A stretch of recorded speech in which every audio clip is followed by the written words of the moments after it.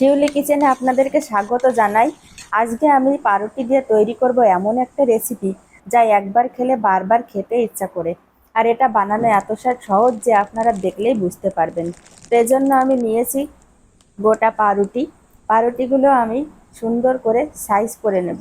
আর নিয়েছি দুধ। এখানে 1 ঘটির মতো দুধ আছে, প্রায় 1 কেজি। দুধটা আমি ভালো করে জাল করে নেব। প্রায় 1 কেজি দুধ জাল করতে করতে আধা কেজির মতো হয়ে আসবে। তখন আমি এই দুধটাকে ভালো করে নেড়ে চেড়ে এর ভিতরে দিয়ে দেব 2টি তেজপাতা আর এলাচ।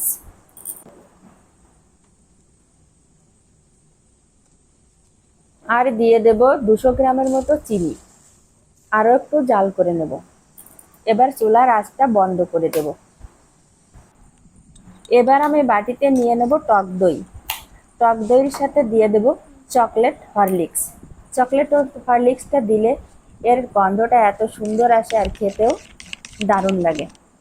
দই আর চকলেট হরলিক্স ভালো করে মিশিয়ে নিয়ে পাউরুটির উপর দিয়ে এভাবে সুন্দর করে আস্তে আস্তে দিয়ে দেব। পাউরুটিতে সুন্দর করে মাখানো হয়ে গেলে অন্য পাউরুটি দিয়ে ঢেকে দেব। এভাবে আমি সবগুলো পাউরুটিতেই করে নেব। এবার সাইজ করে পাউরুটিটা কেটে নেব।